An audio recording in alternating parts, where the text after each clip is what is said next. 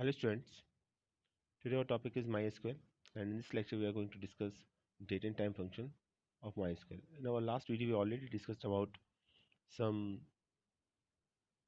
string functions. So let's start. First of all, uh, you have to open your MySQL software or DBMS. So this is our MySQL software and different functions related to maths and string functions are already discussed.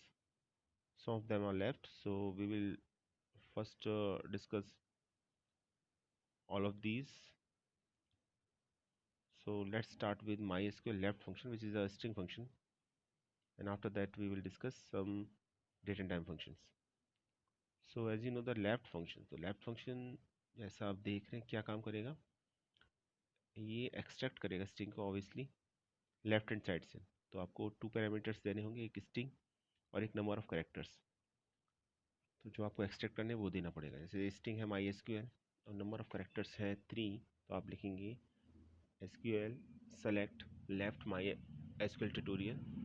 String SQL tutorial है (3). Column को name देना चाहते तो name दे सकते हैं आप. Then after जब आप इसे एंटर करेंगे, एग्जीक्यूट कराएंगे, तो आपको आउटपुट मिलेगा. SQL ट्यूटोरियल में फर्स्ट 3 कैरेक्टर्स आपके SQL हैं, तो SQL will be the answer. SQL आपका आंसर होगा. तो very easy to implement and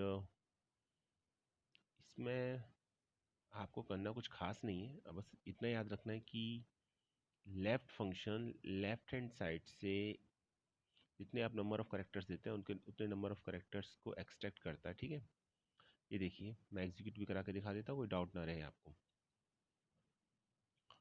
तो ये देखिए आउटपुट आ रहा है, वही आउटपुट आ रहा है जो अभी वर्ड में जो नोट्स थे उसमें था. नंबर ऑफ़ करेक्टर्स चलिए चेंज करके दिखाते हैं मैं आपको, तो देखते हैं आउटपुट क्या आता है. स्ट्रिंग अभी भी सेम है SQL ट्यूटोरियल पर, नंबर ऑफ़ करेक्टर्स 7 दे दी मैंने, तो क्या होगा, टोटल 7 करेक्टर्स एक्सट्रैक्ट होंगे. SQL स्पेस TUT टोटल 7 हो गए आपके. स्पेस भी एज ए करेक्टर ही कंसीडर होता है इसमें, होता करेक्टर होता भी है वो. ठीक है, तो आप ये ना समझें कि स्पेस है तो नहीं काउंट होगा, तो ऐसा नहीं है. इसके जस्ट अपोजिट एक फंक्शन होता है राइट. तो मुझे लगता है बताने की भी ज़रूरत नहीं है इसको. तो राइट से एक्सट्रैक्ट करेगा ये. तो लेफ़्ट का जस्ट अपोजिट राइट होता है. तो अगर आपको लेफ़्ट की फंक्शन पता है तो राइट में कुछ खास है नहीं फिर. तो राइट हैंड साइड से ये एक्सट्रैक्ट करेगा जितने भी नंबर ऑफ करेक्टर्स देंगे. आप 3 देंगे तो 3, 7 देंगे तो 7. जैसे मैं अभी 3 दे रहा हूँ फिलहाल, तो IAL विल द आंसर, क्योंकि लास्ट 3 करेक्टर IAL ही है इसके. क्लियर. इसी तरीके से तो ये एक लेफ़्ट हो गया आपका, ये राइट हो गया. तो लेफ़्ट और राइट 2 फंक्शंस हैं इसके. जब आप याद करें एसक्यूएल के फंक्शन तो सिमिलरिटी याद रखिएगा. और कुछ फंक्शंस ऐसे हैं जो सेम टास्क परफॉर्म करते हैं, तो उनको भी याद रखिएगा. लास्ट टाइम मैंने आपको बताया भी था. तो अभी ये लेफ़्ट हो गया. लेफ़्ट में एक बात और याद रखनी है आपको, अगर आपने नंबर ऑफ़ करेक्टर्स ज़्यादा दे दिए, मीन्स इसका कि आपने उनकी जो वैल्यू है नंबर ऑफ़ करेक्टर्स की वो स्ट्रिंग के नंबर ऑफ़ करेक्टर्स से ज़्यादा हुई, इन दैट केस कोई एरर नहीं आएगी, बल्कि स्ट्रिंग के सभी करेक्टर्स इसमें एक्सट्रैक्ट हो जाएंगे. तो ये याद रखिएगा. ठीक है, तो नंबर ऑफ़ करेक्टर्स आपको स्ट्रिंग के नंबर ऑफ़ करेक्टर्स के इक्वल होनी चाहिए. मैक्सिमम ज़्यादा भी हो सकते हैं, उससे कम भी हो सकते हैं. ज़्यादा होने पर एरर नहीं आएगी. ठीक है, तो ये कंप्लीट स्ट्रिंग को रिटर्न कर देगा, ये याद रखिएगा. टेक्निकल डिटेल इसकी ये है कि ये MySQL 4.0 से अबव वर्जन पर रन होता है, तो कोई प्रॉब्लम नहीं आएगी. और आई थिंक अभी आप सभी MySQL का जो वर्जन यूज़ कर रहे हैं 4.0 से अबव भी होगा, तो कोई प्रॉब्लम नहीं आने की, एग्जीक्यूट हो जाएगा. मैंने भी करके दिखाया अभी आपको. एक क्वेश्चन ये भी है, क्या हम इसको किसी टेबल पे इम्प्लीमेंट कर सकते हैं? आंसर है बिल्कुल कर सकते हैं. अदर फंक्शन की तरह इसको भी पर्टिकुलर किसी टेबल के कॉलम पर इम्प्लीमेंट कर सकते हैं. जैसे मेरी एक टेबल है और जो मैंने बनाई है इसमें ये है ST, छोटी सी टेबल है. ये इसका डेटा है, आप देख रहे हैं 4 कॉलम्स हैं, roll number, name, address, marks. तो इसमें अगर मैं किसी एक पर्टिकुलर कॉलम पर अप्लाई करना चाहूँ तो भी हो सकता है। सपोज इसको मैं अप्लाई करना चाहता हूँ एक कॉलम पर, तो पहले तो स्ट्रिंग की जगह आपको कॉलम का नेम लिखना पड़ेगा। और चलिए मैं अप्लाई कर रहा हूँ एड्रेस पर इसको, ठीक है। तो एक्सट्रैक्ट स्ट्रिंग फ्रॉम टेबल का नेम लिख देंगे, क्योंकि अभी टेबल का नेम st है, तो st is the name of the table. अब अप्लाई करेंगे इसको, देखते हैं। ये देखिए, तो एड्रेस में राइट हैंड साइड से 3 कैरेक्टर्स एक्सट्रैक्ट होंगे, ये देख रहे हैं आप। और अगर हम लेफ़्ट करेंगे तो लेफ्ट हैंड साइड से होंगे। एड्रेस में पहला एड्रेस वाराणसी था, लास्ट के 3 कैरेक्टर ASI हो गए। और वाराणसी में अगर हम लेफ़्ट करेंगे तो फर्स्ट 3 कैरेक्टर VAR हो गए, तो वो शो हो रहा है। इसी तरीके से और केसेस में भी हो रहा है, दिल्ली, कानपुर, प्रयाग में। तो इस तरीके से एक्सट्रैक्ट किया जा सकता है। तो लेफ़्ट और राइट जो बेसिकली फंक्शन है, वो पर्टिकुलर स्ट्रिंग के नंबर ऑफ कैरेक्टर्स को एक्सट्रैक्ट करते हैं लेफ्ट हैंड साइड से या राइट हैंड साइड से। लेफ्ट यूज़ करेंगे तो लेफ्ट हैंड साइड से, और राइट यूज़ करेंगे तो राइट हैंड साइड से। क्लियर? अब क्या करना है, अभी ये left right I think clear हो गया आपको। चलिए एक फंक्शन और है, और फंक्शन का नेम है ट्रिम फंक्शन। ये भी बेसिकली आपको 3 फंक्शन है, एल ट्रिम, आर ट्रिम और ट्रिम। तो इन सभी को भी एक साथ ही याद रखना है आपको, क्योंकि फंक्शनिंग इनकी काफ़ी हद तक सिमिलर है। एल ट्रिम का मतलब होता है लेफ्ट ट्रिम। देखिए, अगर ऐसा है आपके पास कोई स्ट्रिंग है और उस स्ट्रिंग में से पहले स्पेस आ रहा है और आप उस स्पेस को रिमूव करना चाहते हैं, तो आप एल ट्रिम यूज़ कर सकते हैं, ठीक। और अगर आप इस स्ट्रिंग के बाद में स्पेस आ रहा है उसे रिमूव करना चाह रहे हैं, तो आप आर ट्रिम यूज़ कर सकते हैं। और अगर पहले और बाद में दोनों में स्पेस आ रहा है तब रिमूव करना चाहते हैं तो ट्रिम यूज़ करेंगे। तो मैं करके दिखाता हूँ आपको। एक स्ट्रिंग है आपकी एसक्यूएल ट्यूटोरियल, उससे पहले स्पेस आ रहा है, आप देख सकते हैं स्पेस एसक्यूएल ट्यूटोरियल लिखा हुआ है, और मैं सिर्फ ये चाह रहा हूँ कि इसमें स्पेस रिमूव हो जाए और स्ट्रिंग एसक्यूएल ट्यूटोरियल है ये रिटर्न हो। तो मुझे एल्ट्रिम यूज़ करना पड़ेगा। एल्ट्रिम में एज ए पैरामीटर वैल्यू ये मुझे देनी पड़ेगी। तो होगा ये कि स्पेस रिमूव हो जाएगा, और जब आंसर आएगा तो उसमें स्पेस इंक्लूड नहीं होगा जो स्ट्रिंग से पहले आ रहा है। क्लियर? तो ये होता है, ये फंक्शन होता है एल्ट्रिम का।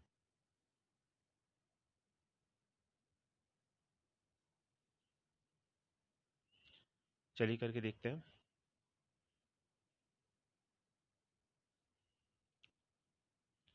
एग्जीक्यूट करके देखते हैं इसको। देख लीजिए, समझ लीजिए इसको। अभी ये पर्टिकुलर किसी एक स्ट्रिंग पर अप्लाई किया गया, आप कॉलम पर भी अप्लाई कर सकते हैं स्पेस रिमूव करने के लिए, ठीक है।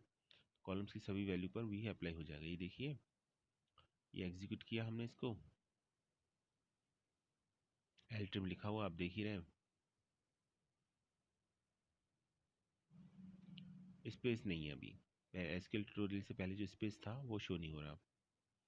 इसका जस्ट अपोजिट आर ट्रिम होता है, तो राइट हैंड साइड से स्पेस को रिमूव करने का काम आर ट्रिम का होता है। तो आपको करना सिर्फ इतना है कि जहाँ एल ट्रिम लिखा हुआ था वहाँ राइट ट्रिम लिख देना है, ठीक है। और स्ट्रिंग में राइट हैंड साइड के बाद स्पेस होना चाहिए, होगा तभी रिमूव होगा, नहीं होगा तो रिमूव नहीं होगा, फिर तो कुछ होगा ही नहीं, ठीक। तो लेफ्ट ट्रिम, कॉलम का नेम ही चेंज कर देते हैं। लेफ्ट ट्रिम स्ट्रिंग लिखा हुआ था, हम इसे राइट ट्रिम स्ट्रिंग लिख देते हैं। कॉलम का नेम आप कुछ भी दे सकते हैं, पर याद रखिएगा अगर कॉलम में नेम में स्पेस आ रहा है ना, तो आपको डबल कोट्स के अंदर देना पड़ेगा नेम। ये देखिए, तो ये राइट ट्रिम स्ट्रिंग का एग्जाम्पल था, ठीक है। और जो ट्रिम होता है उसमें लेफ्ट और राइट दोनों से स्पेस रिमूव करने का काम करता है ट्रिम। तो याद करना आई थिंक आसान है, एल ट्रिम, आर ट्रिम और ट्रिम, ठीक है।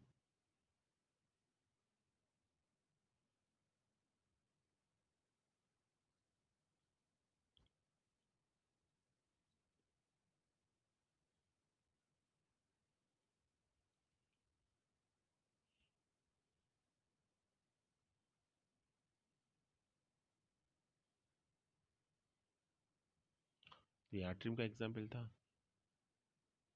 अभी जो आपने देखा।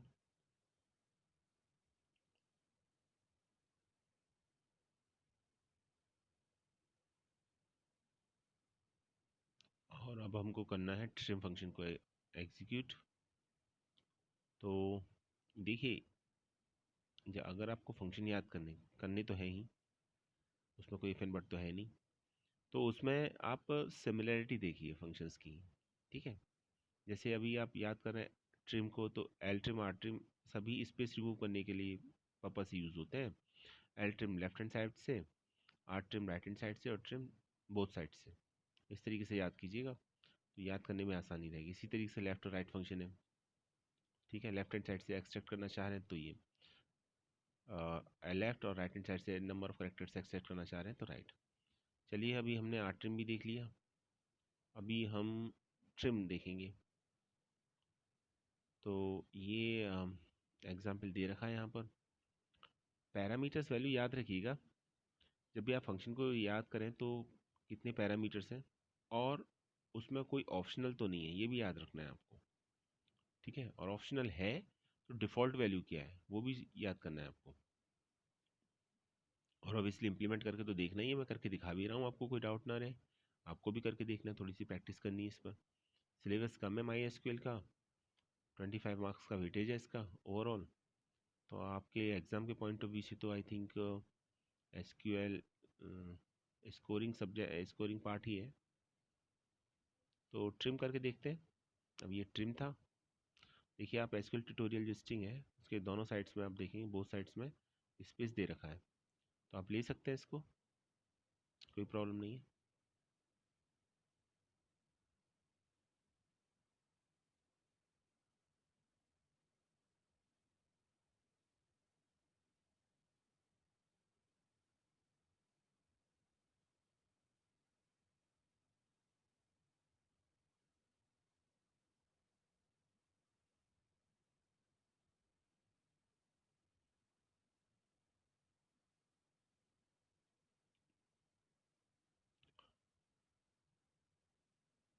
एक फंक्शन और है instr, उसको और पढ़ेंगे। इन स्ट्रिंग पहले ये कर लेते हैं, आर ट्रिम ट्रिम कर लेते हैं पहले। आर ट्रिम तो कर लिया, एल ट्रिम भी कर लिया, आर ट्रिम भी कर लिया। स्ट्रिंग कॉलम का नेम चेंज कर दे रहे हैं। ठीक है, अप्रोप्रिएट लगना चाहिए। नेम तो आप कुछ भी ले सकते हो, आपकी चॉइस है, कोई मना नहीं करेगा आपको, लेकिन ये है कि ठीक लगना चाहिए, दिखना चाहिए कि ये उस डेटा को रिफ्लेक्ट कर रहा है।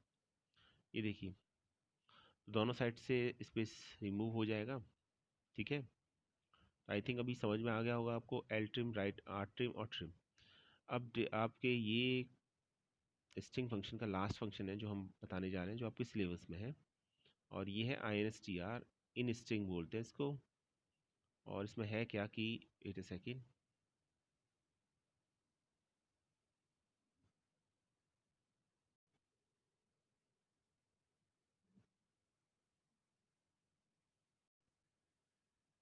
चलिए मैं एक बार और रिपीट कर देता हूँ जो मैंने बताया। इन स्ट्रिंग फंक्शन में, इन स्ट्रिंग फंक्शन जिसे हम instr बोलते हैं, इसमें क्या होता है, इसमें होता ये है कि आप अगर पर्टिकुलर किसी स्ट्रिंग के अंदर एक कैरेक्टर को या एक स्ट्रिंग को सर्च करना चाह रहे हैं तो इन स्ट्रिंग फंक्शन की हेल्प से कर सकते हैं। इसमें बेसिकली टू पैरामीटर्स पास करते हैं। फर्स्ट ऑफ ऑल हम एक स्ट्रिंग पास करेंगे, और सेकंड जो वैल्यू पास करेंगे, पैरामीटर वैल्यू पास करेंगे, वो भी एक स्ट्रिंग हो सकती है या फिर एक कैरेक्टर हो सकता है। ये वो कैरेक्टर होगा जिसे फर्स्ट स्ट्रिंग के अंदर हमको एक सर्च करना होगा। क्लियर? अब जैसे प्रवीण सिंह के अंदर मुझको आर को सर्च करना है, तो ऑब्वियसली आर की जो पोजीशन है 2 है, क्योंकि पी की काउंटिंग स्टार्ट होगी तो 1 से स्टार्ट होगी। तो पी 1 से रिप्रेजेंट हो रहा है तो आर 2 से होगा। ठीक है, तो आंसर आपका उस केस में 2 आएगा।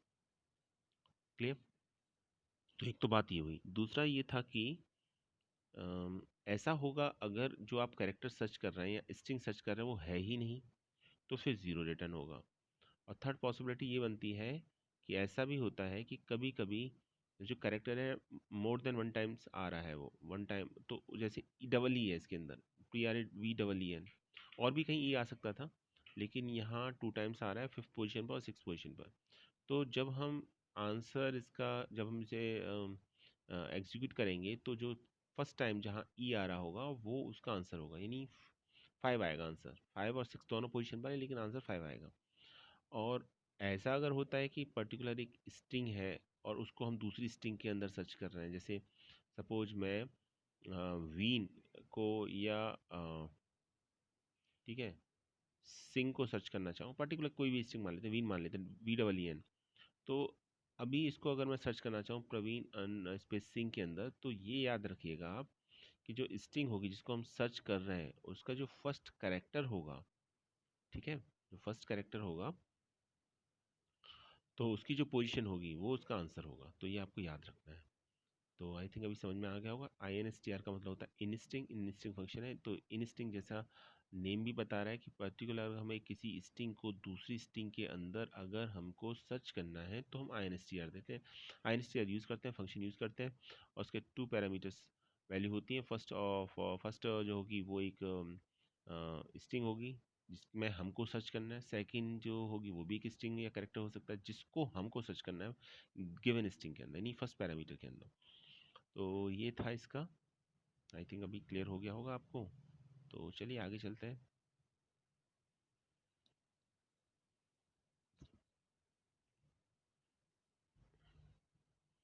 ये देखिए आउटपुट 5 आ रहा है, देखा आपने, ई को सर्च किया तो 5 आ रहा है और अभी चाहिए था 5 ही आ रहा है। तो अभी हमारे जितने भी स्ट्रिंग फंक्शंस थे वो सभी कंप्लीट हो चुके हैं जो आपके सिलेबस में मेंशन थे, ठीक है। तो अभी तक हम क्या क्या पढ़ चुके हैं? अभी हम पढ़ चुके हैं मैथ फंक्शंस अभी, और हमारे स्ट्रिंग फंक्शंस भी कंप्लीट हो गए। अभी हमारे 2 टाइप्स के फंक्शंस और बचे हैं, वो हैं आपके एग्रीगेट फंक्शंस और डेट एंड टाइम फंक्शंस। तो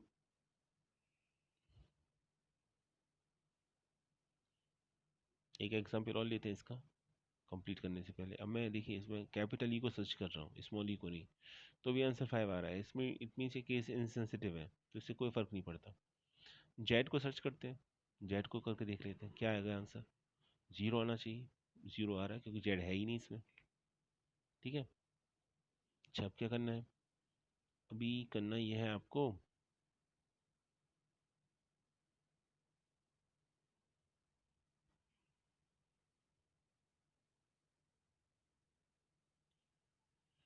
पर्टिकुलर अगर कोई टेबल है हमारे पास और उस टेबल में कॉलम में अगर हम सर्च करना चाह रहे हैं तो वो भी हो सकता है। तो हमारे पास एक टेबल है, टेबल का नेम है ST, उसमें कुछ डिटेल दे रखी हैं।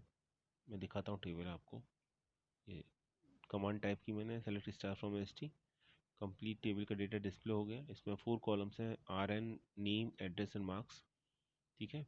ये कॉलम नेम है इसके। और इसमें हमको मान लीजिए सर्च करना है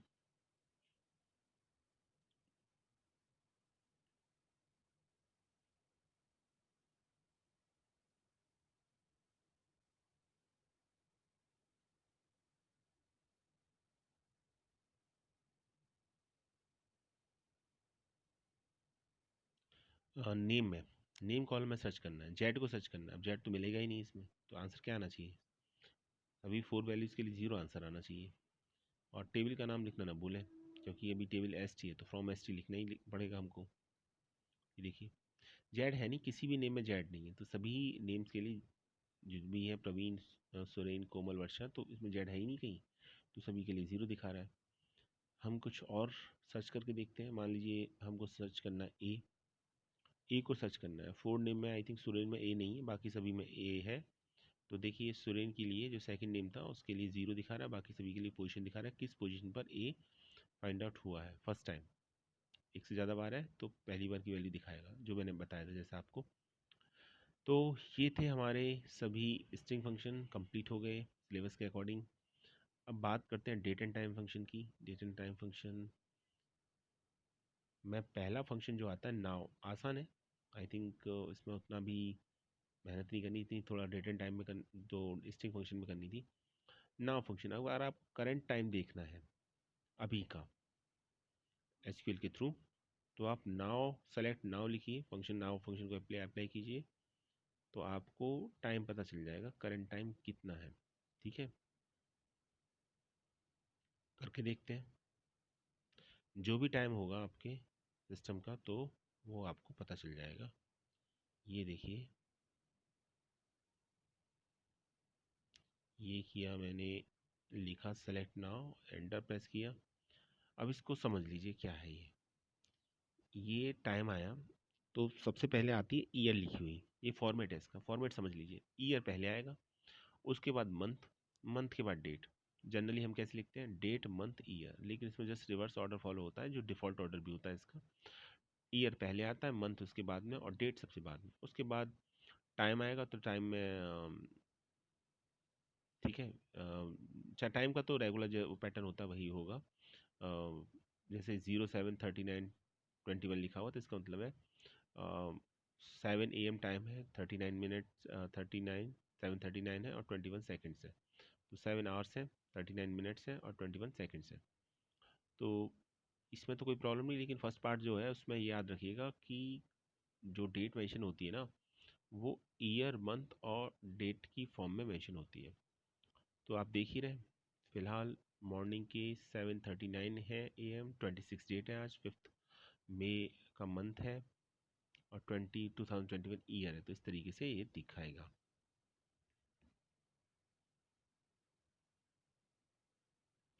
चलिए, आई थिंक समझ में आ चुका होगा आपको अभी तक। नाव का तो हो गया यूज़। नाव के बाद अभी हमको करना है, नाव में भी ये है कि ये 4.0 से एबव वर्जन में रोल प्ले करता है अपना। ठीक है, और सेकंड फंक्शन है हमारा डेट फंक्शन। तो हमें डेट को एक्सट्रैक्ट करना है, तो हम डेट फंक्शन को यूज़ कर सकते हैं। ठीक है, फंक्शन का नेम ही है DAT, डेट। और अगर आप एक डेट को एक्सट्रैक्ट करना चाह रहे हैं और डेट का पूरा फॉर्मेट आपके पास है, ईयर, मंथ, ठीक है, और डेट और फिर आवर्स में भी टाइम पूरा लिखा हुआ है आपके पास, तो उसमें से जो पर्टिकुलर पोर्शन होगा जिसमें आपका ईयर, मंथ और डेट लिखा होगा वो एक्सट्रैक्ट हो जाएगा। और सिर्फ आप उतना ही देते हैं तो रिजल्ट सेम आएगा। ये आपका मैं करके दिखाता हूँ आपको। डेट फंक्शन, ये है डेट फंक्शन आपका। ये किया हमने कॉपी, ये देखिए, तो डेट सेम आएगी 2017-6/15, ये डेट है। ठीक है, आप चाहो तो चेंज कर सकते हो, उससे कोई फ़र्क नहीं पड़ता। ये तो एक एग्जांपल है, ये देखिए। ठीक है, तो आप कहेंगे इसमें क्या सर, आपने जो दिया था वही आंसर आ रहा है। ये तब के लिए जब आपका आवर्स, मिनट और सेकंड में भी वैल्यू दे रखी हो, तो फिर आपको देखना पड़ेगा। अगर मैं करंट की डेट दे दूं तो भी जो करंट की डेट होगी वही रिटर्न होगी। 26 मई है आज, तो वो देखते हैं करके। ये देखिए, तो भी आंसर आ रहा है। ठीक है, अभी क्या करना है आपको, अभी आपको करना ये है कि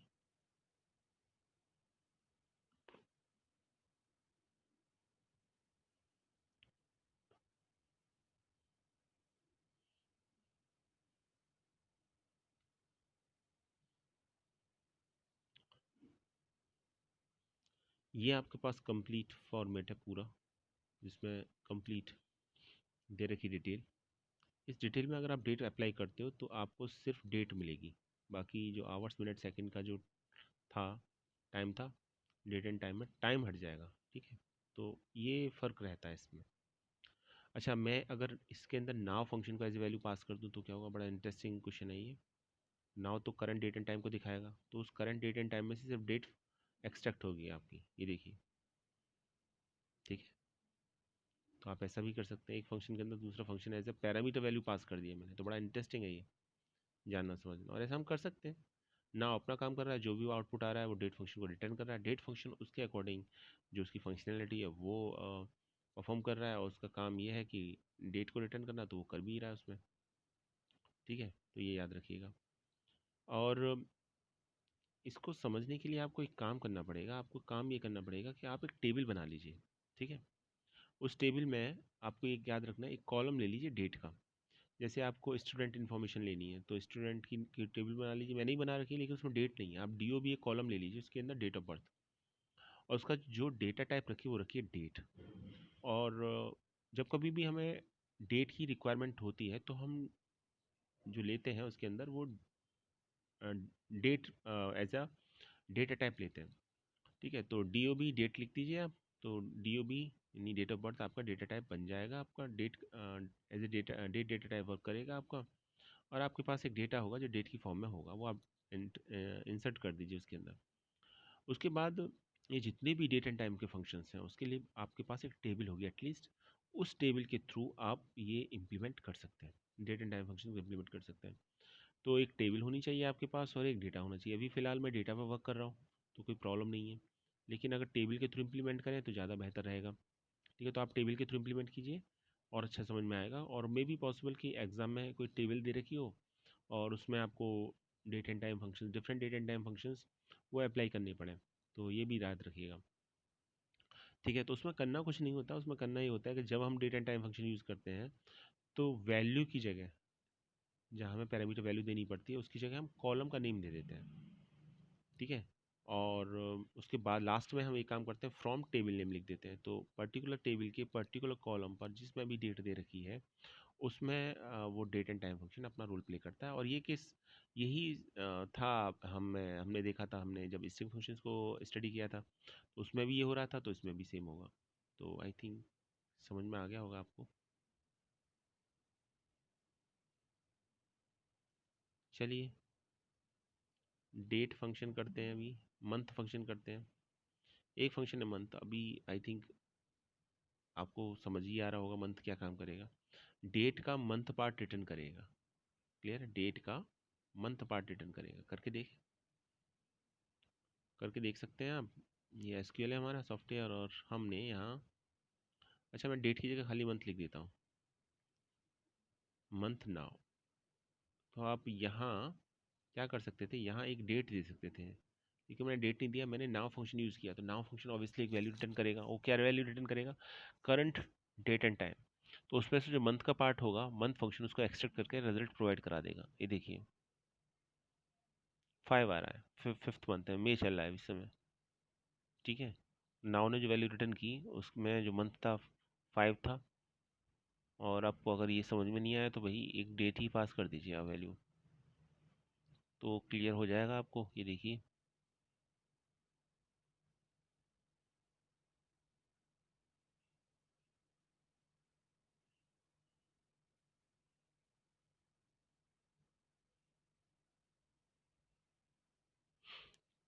ये देखिए इसमें मंथ 6 था तो 6 आ रहा है। ठीक है, ये काम था मंथ फंक्शन का, आसान है समझना, आई थिंक मुझे नहीं लगता कोई प्रॉब्लम होगी। ये वैल्यू जो रिटर्न करेगा ना, याद रखिए नंबर की फॉर्म में रिटर्न करेगा मंथ फंक्शन, और वो नंबर जो होगा 1 to 12 होगा। 12 मंथ्स होते हैं टोटल, तो 1 to 12 की फॉर्म में आएगा। मंथ का नेम नहीं आता इसमें, आप सोचें नेम आएगा, नेम नहीं आएगा। सो स्टूडेंट, ये थे हमारे कुछ आज फंक्शन, हमने डेट एंड टाइम फंक्शन को आज समझा, स्टडी किया। और नेक्स्ट वीडियो में हम कुछ और डेट एंड टाइम फंक्शन को स्टडी करेंगे। मोस्ट प्रोबेबली नेक्स्ट लेक्चर में ये जितने डेट एंड टाइम फंक्शन वो भी कंप्लीट हो जाएंगे। उसके बाद एग्रीगेट फंक्शंस हैं आपके सिलेबस में, और एग्रीगेट फंक्शन तो आप ऑलरेडी पढ़ चुके हो। एग्रीगेट फंक्शन वो फंक्शंस होते हैं जो पर्टिकुलर डिफरेंट वैल्यूज़ पर वर्क करते हैं और एक single value as a result provide करते हैं, जैसे मिन हो गया, मैक्स हो गया, ठीक है, काउंट हो गया, सम हो गया, एवरेज हो गया। ये 5 फंक्शंस होते हैं, एवरेज, ये 5 फंक्शंस होते हैं एग्रीगेट, सॉरी, एग्रीगेट फंक्शंस होते हैं। और इनको हम 11th में ऑलरेडी स्टडी कर चुके थे, क्योंकि 11th में एक टॉपिक था ग्रुप बाई और हैविंग क्लॉज। ठीक है, तो हमने 11th में इनको स्टडी किया था। तो वो आपका किया हुआ पोर्शन है पहले से, तो बताना तो है मुझे, बताऊंगा भी मैं उसको, उसमें ऐसा कुछ नहीं है, लेकिन वो आपका पढ़ा हुआ पोर्शन है। तो एक वो हो गया, ग्रुप बाई और हैविंग क्लॉज 12th के सिलेबस में भी है। ठीक है, तो यहाँ तक जो कल का वीडियो होगा मेरे हिसाब से वो एसक्यूएल का लास्ट वीडियो होना चाहिए, टेक्निकली तो नहीं, लेकिन हाँ ये है कि जो न्यू टॉपिक्स थे जो ऐड किए गए थे, जो आपने पहले कभी नहीं पढ़े, वो कंप्लीट हो जाएंगे। बाकी एग्रीगेट फंक्शन और ग्रुप बाय आप ऑलरेडी पढ़ चुके हो, तो वो आप उसको हम एक बार और पढ़ाएंगे इसमें, क्योंकि 12th में तो है तो बताना भी पड़ेगा एक बार उसको। तो ये था आज का वीडियो। नेक्स्ट वीडियो मिलते हैं कुछ और डेटा टाइम फंक्शन के साथ। Thanks for watching this video.